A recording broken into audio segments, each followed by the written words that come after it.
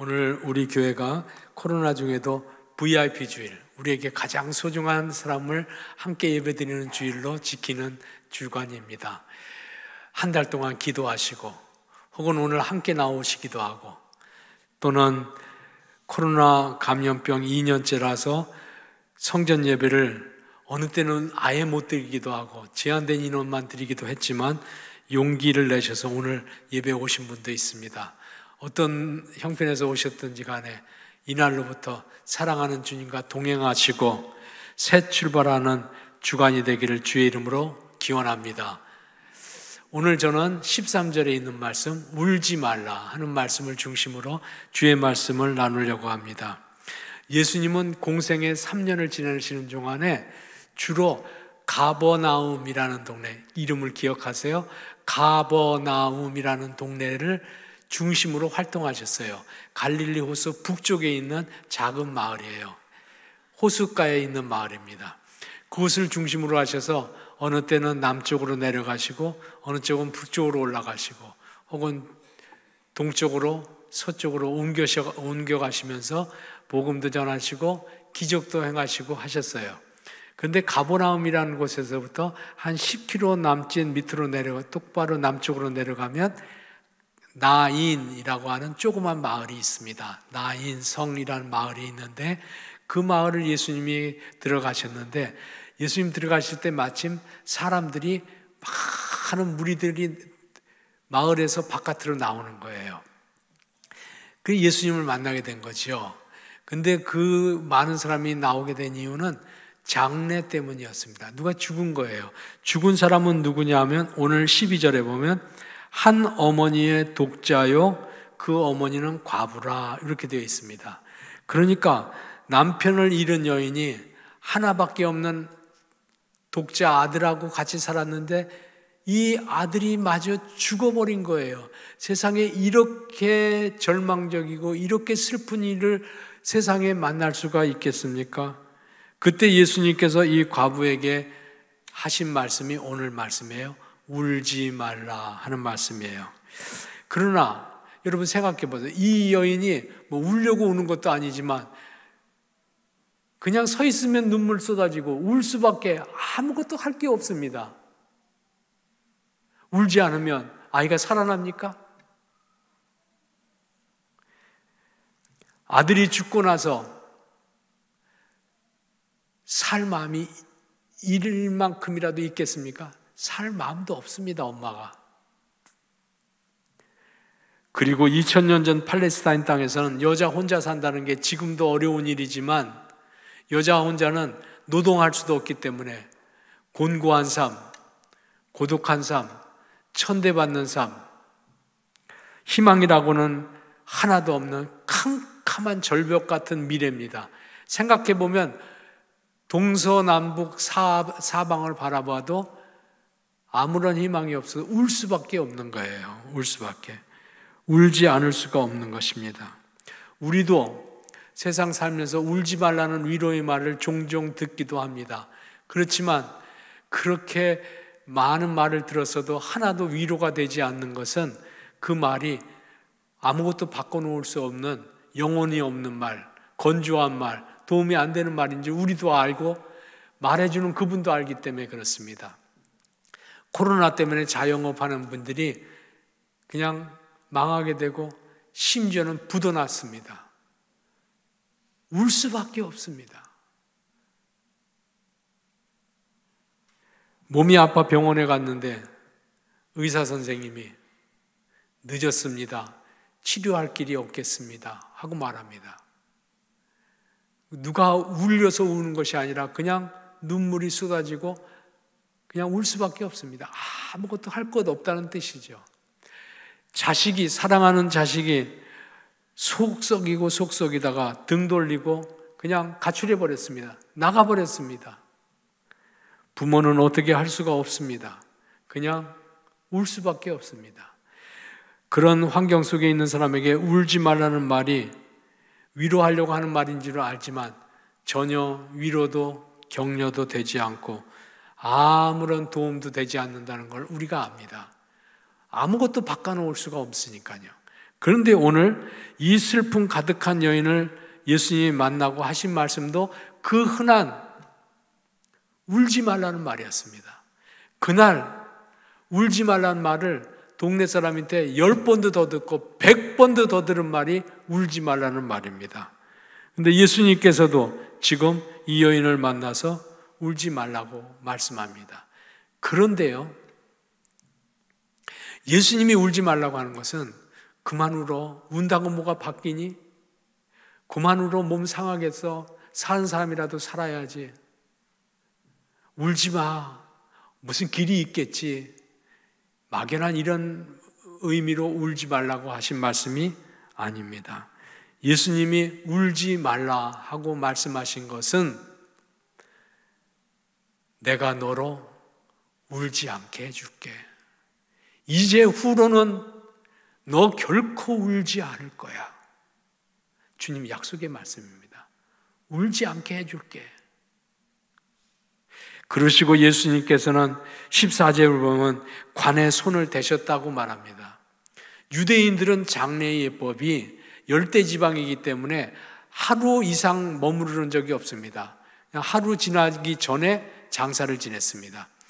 관에다가 시신을 모시고, 그러니까 우리처럼 완벽한 장례를 하는 것이 아니라 시신을 모시고 그냥 입은 옷 채로, 얼굴도 다 보이는 채로 그냥 나무판 위에다 올려놓고, 그리고 성 바깥에 굴에다가 안치하는 것으로 장례가 끝나게 되는 단순 장례법입니다.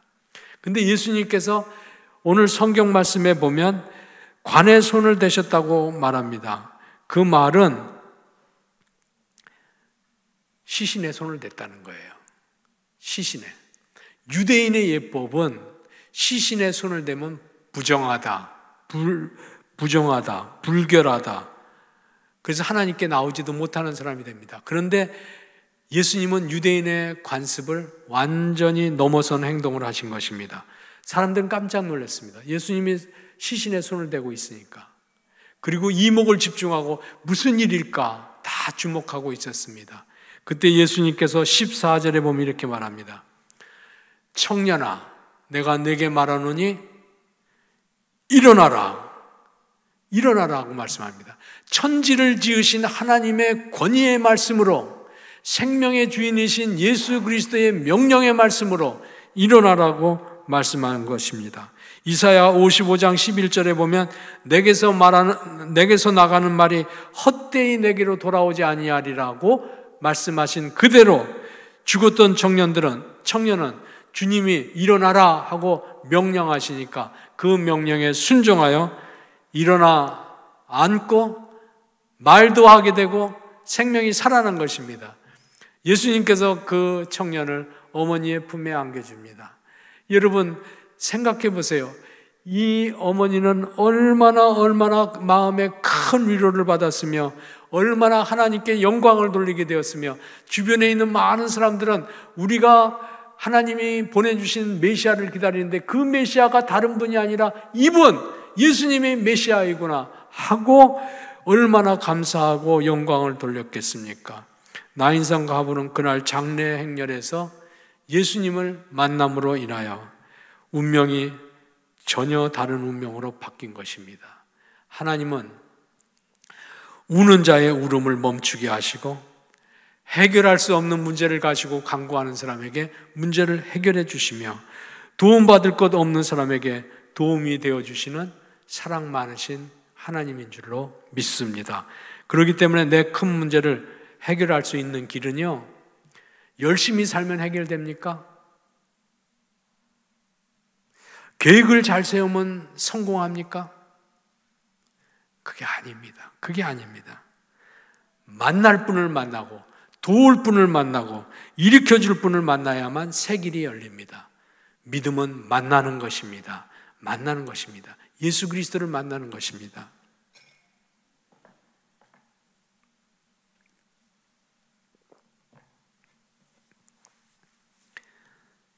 우리 인생에 꼭 만나야 할 분을 우리는 만나야 합니다. 세상에서도 좋은 분을 만나면 성공 인생이 되고, 아무리 노력하고 성실해도 한 번 잘못된 만남에 엮이게 되면 평생 고통당하는 경우가 많고도 많습니다. 그런 의미에서 인생에서 가장 중요한 것은 만남이라고 할 수 있습니다. 만남. 부모님과의 좋은 만남, 배우자와의 좋은 만남, 친구와의 좋은 만남, 좋은 만남입니다. 선생님과의 좋은 만남, 교인들과의 좋은 만남. 그런데 더욱 중요한 만남이 있습니다. 이 모든 만남을, 심지어는 잘못된 만남이라도 바꾸어주는 만남을 거룩하게 만들어주고 새롭게 만들어주고 축복되게 만들어주는 만남, 예수 그리스도와의 만남입니다. 오늘 아침에 처음 오신 성도 여러분, 혹은 오랜만에 오신 여러분, 그리고 오랜 성도들, 오랜 신자들도 함께 들을 말씀, 예수님과 개인적이고 인격적이고 가까이 만나는 축복이 있게 되기를 기원합니다. 어떤 여자가 시집을 가게 됐답니다. 시집을 갔더니 남편이 1960년대 초반 얘기입니다. 남편이 농사꾼인데 그래도 성실하고 그래도 착하고 이 남자하고 살면 굶지는 않겠다. 그래도 좋은 사람이다 하고 기쁘게 결혼하고 열심히 살았답니다. 사남매를 낳았고 사남매를 다 키워서 이제 초등학교를 하나씩 보냈습니다. 그런데 어느 날 남편이 사남매를 놔두고 시름시름 앓더니 그냥 속절없이 떠나버렸습니다. 엄마는 사남매를 혼자 키우게 되었습니다. 자식들은 고맙게도 착하고 공부도 열심히 해서 학교에서도 1, 2등 하는 아주 총기 있는 아이들이었는데 60년대 초반에 6.25 막 지나고 가난한 형편의 아이들 넷을 어떻게 학교에 보냅니까? 초등학교는 어떻게 다 의무교육이니까 했는데 중학교부터는 그때는 등록금을 내는 때입니다. 등록금 내야 되는데 어떻게 등록금을 냅니까, 엄마가? 그러니까 초등학교 졸업하고 사남매를 다 학교 못 보냈습니다. 큰 아이는 착해서 엄마 말도 잘 듣고 착해서 자기의 책임을, 옛날에는 어린 아이들도 형제들이 많으면 철이 일찍 났는지 그냥 공장에 가서 일을 한 거예요. 공장에 가서 일을 해서 어머니의 살림을 도왔습니다. 그런데 이 아이가 공장만 다니는 게 아니라 보니까 교회를 다니는 거야. 교회를 다니는 거 다른 건 다 괜찮은데 아이가 원래 착하니까 명절날만 되면, 제삿날만 되면 복잡한 거예요. 장남 이놈이 제사를 안 해. 참석을 안 하는 거야. 명절 때는 그래서 늘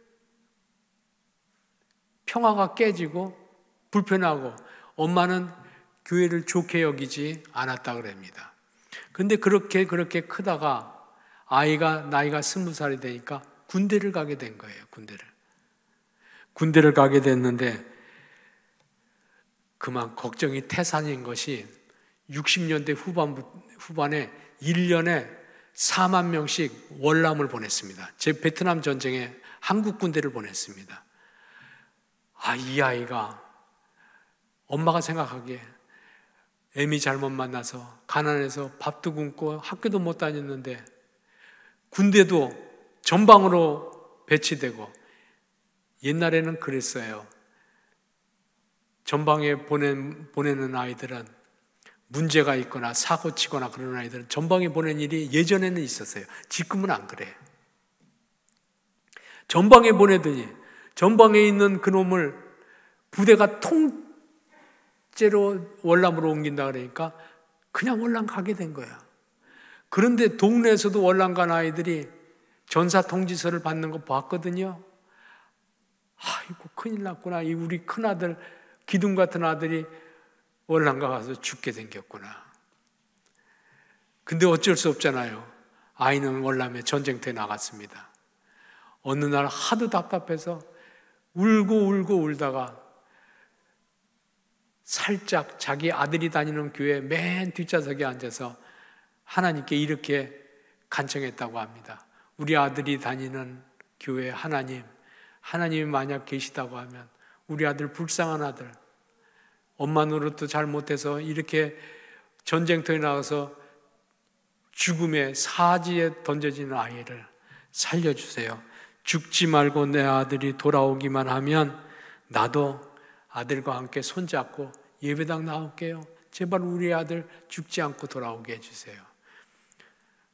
매일같이 그렇게 새벽마다 몰래 저 뒤에 가서 그렇게 간청하고 있었는데 그게 기도죠. 어느 날 자기 귀에, 자기 마음에 명확하게 들리는 하나님의 음성을 들었다 그럽니다. 내가 지켜주마. 아무 일도 없도록 지켜주마. 걱정하지 말아라. 주님이 그 새벽에 이 어머니를 만나 주신 것이죠. 치열한 전투 현장에 많이 배치됐었지만 죽지 않고 무사히 돌아오게 됐답니다. 어머니는 큰 자식을 따라서 약속한 대로 사남매 데리고 다 그 교회를 등록하고 신앙생활하게 됐다고 합니다. 그리고 하나님이 축복해 주셔서 나름대로 아이들이 가정을 이루고 잘 살게 되었는데 어느 날 어머니가 이제 늙어 병들어서 병원에 갔는데 말기암입니다. 고칠 수 있는 길이 없습니다. 하는 말을 들었답니다. 아이들이 병실에 와서 뱅 둘러 서 있습니다. 그때 엄마가 이런 말을 했답니다. 울지 말라. 나는 우리 집 기둥 같은 맏아들 덕분에 예수님을 믿고 예수님을 알게 되었고 착한 너희들과 같이 살게 해주셔서 인생 행복하게 살았다. 이제 나는 떠나게 되어도 나는 하나님을 만났고 하나님의 음성을 다 들었다. 나를 믿는 자는 죽어도 살겠고 나는 죽어도 산다. 그러니 내가 먼저 떠나가도 너희들 울지 말거라. 씩씩하게 살거라. 지금껏 잘 살아줘서 고맙다. 그리고 내일이면 다시 만나자. 어머니는 자식들에게 믿음을 격려하고 감사를 표하고 평안한 가운데 천국으로 옮기게 됐다고 합니다. 믿음은 만남입니다. 만나는 것입니다. 세상은 울 일로 가득하고 해결할 수 없는 일들로 많고도 많은 고통을 당합니다. 근데 그 문제로부터 벗어날 수 있는 유일한 길, 하나의 길은 오직 한 분, 우리를 도와주실 분을 만나는 거예요. 우리를 인도해 주실 분을 만나는 거예요. 우리를 사랑해 주시는 분을 만나는 것입니다. 그런데 어떻게 하면 내가 그 예수님을 만날 수 있습니까? 어떻게 하면 만날 수 있습니까? 내가 세상 어디 가면 예수님을 만날 수 있습니까? 어떤 노력을 하면 만날 수 있습니까? 천지사방을 다니면 주님을 만날 수 있는 게 아닙니다. 그런 게 아닙니다. 예수님은 어디로 찾아다니면 만나는 것이 아니고 감사하게도 예수님은 하늘에서 땅으로 오셨으며 하나님이 사람의 몸을 입고 이 땅에 오셔서 우리 곁에 이미 와 계십니다. 내 곁에 와 계십니다.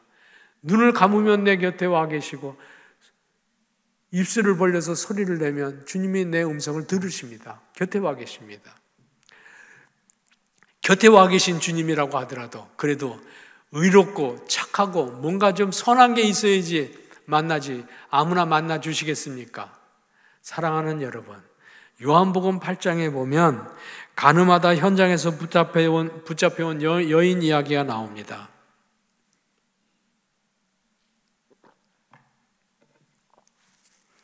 당시 관습으로는 돌멩이 던져서 죽이는 것입니다. 죽을 죄인이 광장에 앉아 있습니다. 근데 마침 주님이 그 곁에 계셨습니다. 주님이 곁에 계셨습니다. 그의 편이 되어 주셨습니다. 예수님이 이렇게 말했습니다. 죄 없는 자가 먼저 돌을 던지라. 고발자들이 다 떠나가고 예수님도 이렇게 말씀하셨습니다. 나도 너를 정죄하지 아니하노니 지나간 날 죄에 있어도 죄 있다고 말하지 않겠다. 죄를 묻지 않겠다. 너는 깨끗하다. 그러니 이제 다시는 죄를 범하지 말라. 부끄러운 과거가 있어도 주님께서 그 여인을 만나주시고 여인은 전혀 새로운 삶을 이 땅에서도 영원에 이르도록 사는 새 출발하는 인생이 되었던 것입니다. 예수님은 언제나 우리 곁에 와 계시고 누구라도 만나주십니다. 허물 많은 사람도 만나주시고 비천한 자도 만나주시고 병약한 자도 만나주십니다. 예수님이 내쫓아버리는 사람은 하나도 없습니다. 오직 주님을 만나는 축복의 주인공이 될 수 있는 사람의 조건은 한 가지뿐입니다.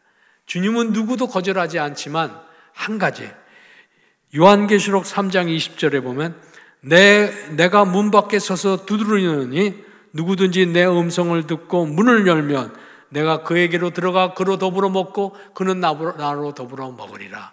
예수님이 놓고 하시는데, 우리 마음의 문을 놓고 하시는데, 놓고 하실 적에 마음의 문을 열고 주님을 모셔드리고 주님을 내 삶의 중심으로 왕으로 모셔드리기만 하면 예수님은 그 안에 계시고 그의 인도자가 되어주시고 그의 왕이 되어주시고 그를 돌보아 주신다는 약속의 말씀입니다.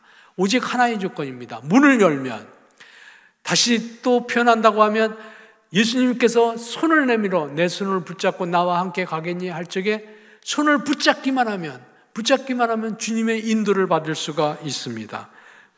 또 좀 더 적극적으로 설명한다고 하면 예수님께서 오셔서 내가 내 삶에 관여하고 내 삶을 간섭하고 내 삶을 인도해도 괜찮겠니? 하고 질문할 적에 예, 아멘, 제 삶을 관여해 주시고 간섭해 주시고 제 삶을 다스려 주세요 하고 예 하고 대답하는 사람에게 주님께서 만나 주시고 다스려 주신다는 말씀입니다.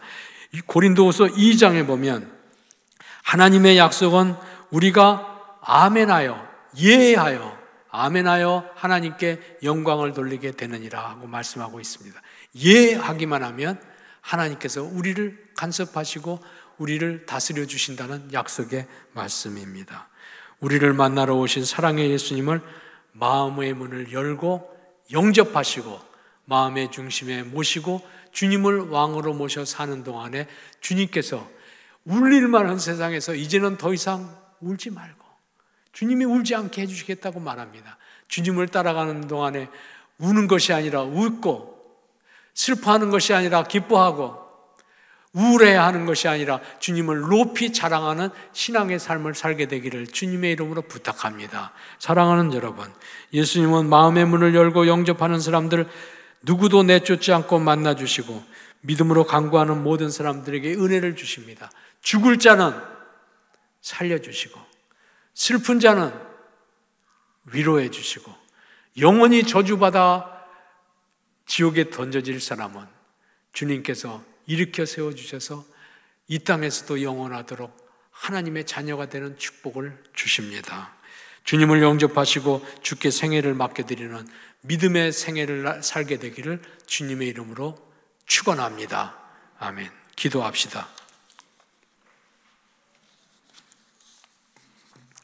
사랑하는 여러분, 오늘은 VIP 초청주일입니다. 예배당에 처음 나온 분도 계시고 오랜만에 나온 분도 계시며 그리고 늘상 예배당을 가까이 하는 성도들도 이 자리에 있습니다. 오늘 이 자리는 내가 나온 것 같지만 사실은 하나님께서 우리를 부르신 자리입니다. 이 시간이 울릴 많은 인생길에서 주님께 손 내미는 시간이 되시기를 바랍니다. 주님은 그 누구도 거절하지 아니하고 도와주시고 살려주시고 길을 열어주시기를 기뻐하시는 분입니다. 인생 제1의 복은 예수님을 만나는 것입니다. 만나면 삽니다. 다시 삽니다. 영원히 삽니다. 이 시간에 예수님을 만나기 소원하는 새 가족들은 가슴에 손을 얹고 또는 하나님께 오른손을 높이 들고 기도하겠습니다. 기존 신자들도 하나님 앞에서 다시 다짐하는 마음으로 손을 들거나 혹은 가슴에 손을 얹고 저를 따라서 기도하겠습니다. 주 예수님, 나도 예수님을 믿고 싶습니다. 지난날 하나님 없이 살았던 죄악을 용서해 주시고 나를 만나 주옵소서. 그리하여 하나님께서 원하시는 인생으로 내 삶을 바꾸어 주옵소서. 오 하나님, 주를 향하여 기도한 하나님의 자녀들을 축복해 주시고 실패와 저주와 죽음은 떠나가게 하시며 주님이 도와주셔서 새 삶, 새 인생, 축복된 미래가 열려지게 하여 주옵소서. 특히 오늘 처음 예수께 나온 하나님의 자녀들에게는 주님 만나는 축복의 은혜를 갑절이나 더하여 주옵소서. 주 예수 그리스도 이름으로 기도하옵나이다. 아멘.